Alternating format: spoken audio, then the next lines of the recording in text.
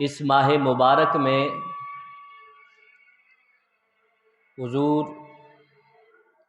قطب الاقطاب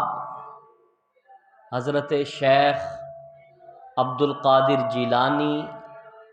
محبوب سبحانی شہباز لامکانی الحسنی والحسینی رضی اللہ تعالی عنہ آپ کا وصال باکمال ہے۔ یقیناً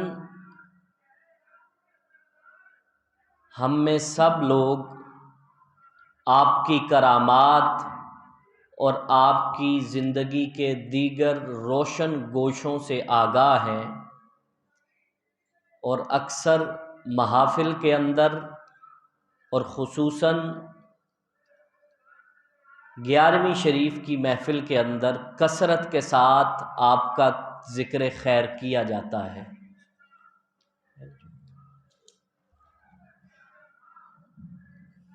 لیکن ایک چیز جس کو ہمیشہ نظر انداز کر دیا جاتا ہے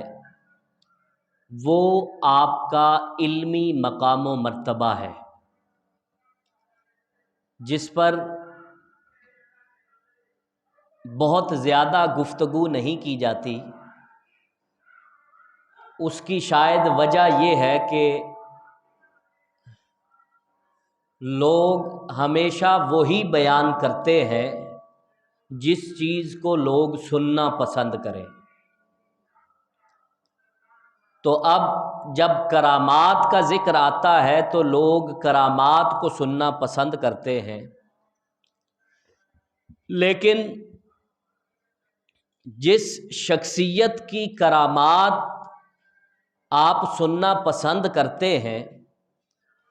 آپ اس شخصیت کی زندگی سے آگاہ ہوئے بغیر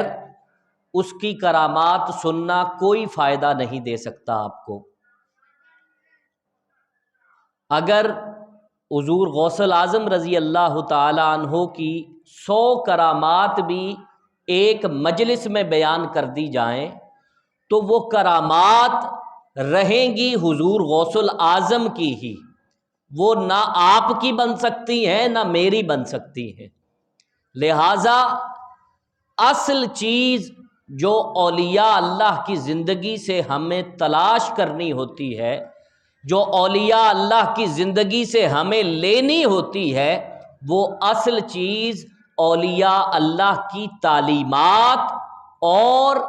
آپ کا علمی مقام و مرتبہ ہم نے لینا ہوتا ہے۔ تو آج کے خطبہ جمعہ کے اندر چند ایسی باتیں آپ کو بتاؤں گا آپ کے علمی مقام و مرتبہ کے حوالے سے جو شاید آپ نے پہلے نہ سن رکھی ہوں۔ یہ بات آپ سب کے علم میں ہے کہ آپ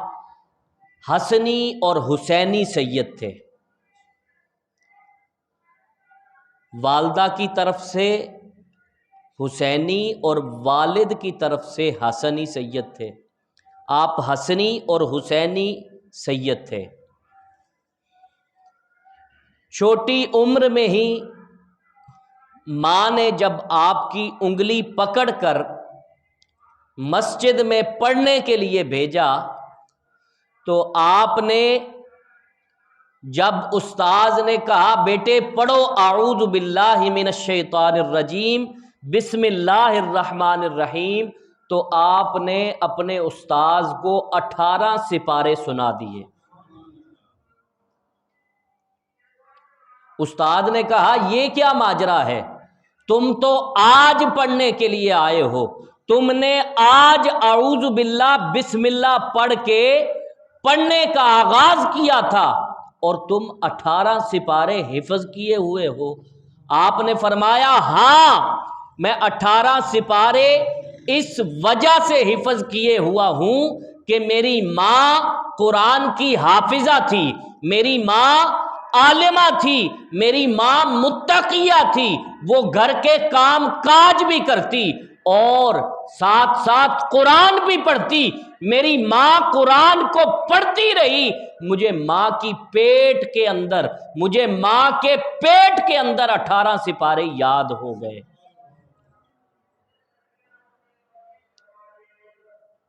والدہ نے جب بیٹے کا ذوق و شوق دیکھا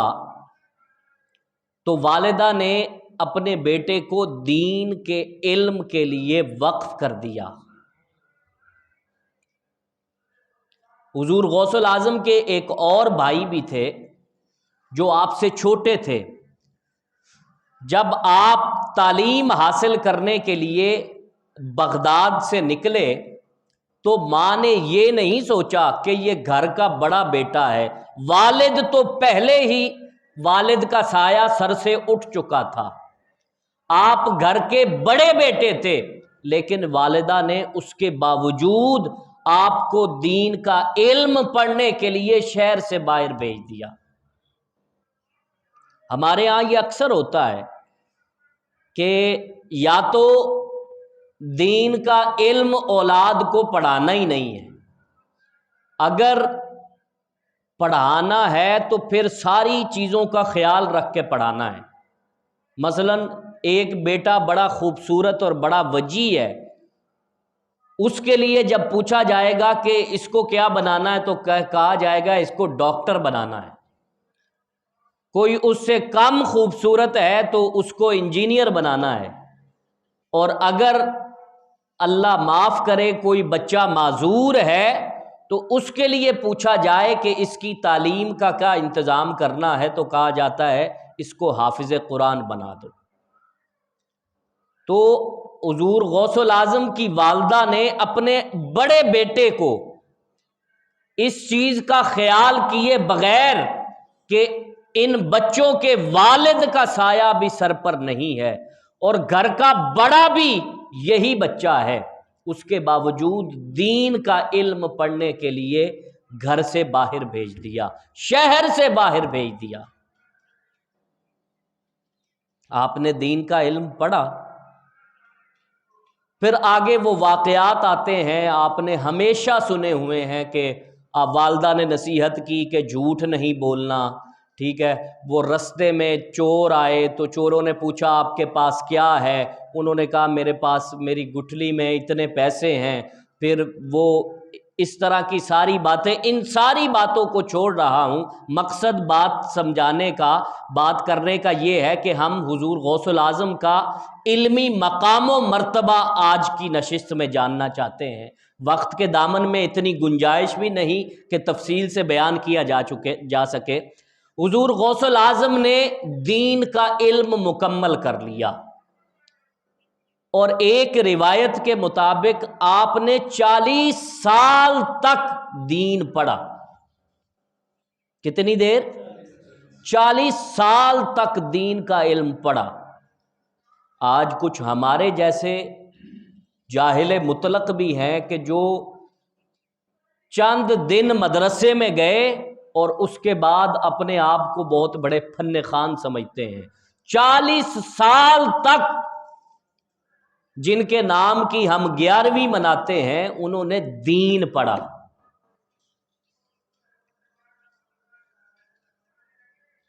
چالیس سال دین پڑھنے کے بعد انہوں نے یہ نہیں کہا کہ اب میں نے تو پڑھ لیا ہے، اب لہٰذا میری تو آخرت سنور گئی ہے۔ پھر دین پڑھایا،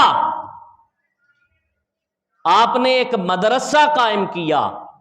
بلکہ اس سے پہلے آپ نے واعظ شروع کیا،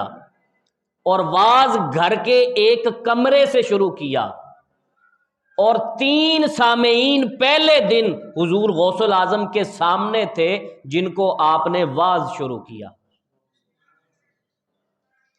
3 لوگوں سے 6 ہوئے، 6 سے 12 ہوئے، 12 سے 24 ہوئے، گھر کا کمرہ تنگ پڑ گیا، محلے کی چھوٹی مسجد میں جا کر درس دینے لگے، وہ مسجد بھی تنگ پڑ گئی، شہر کی جامع مسجد میں چلے گئے، وہ جامع مسجد بھی تنگ پڑ گئی، پھر شہر کے میدان میں آپ واعظ فرمایا کرتے، اور روایات کے مطابق آپ کے واعظ کے اندر 70 ہزار کا مجمع ہوا کرتا تھا، اور جب آپ واز فرمایا کرتے تو اب یہ چھوٹی سی مسجد ہے، میں اگر سپیکر کے بغیر آپ لوگوں سے مخاطب ہوں تو شاید سامنے بیٹھے لوگ میری بات کو صحیح سے سن لیں، لیکن اس مسجد کی آخری صف میں بیٹھے لوگ میری آواز نہیں سن سکیں گے۔ تو حضور غوث الاعظم کی مجلس کے احوال جن صوفیاء نے بیان کیے ہیں، وہ فرماتے ہیں کہ خدا کی عزت کی قسم، حضور غوث الاعظم جب درس قرآن دیا کرتے، جو آواز پہلی صف میں بیٹھا بندہ سنتا ویسی ہی آواز آخری صف میں بیٹھا بندہ بھی سنا کرتا تھا۔ آپ نے مدرسہ قائم کیا، 40 سال دین پڑھنے کے بعد واز شروع کیا، مدرسہ قائم کیا، اور جب وہ مدرسہ پورے عروج پر پہنچا تو 1 سال میں 3 ہزار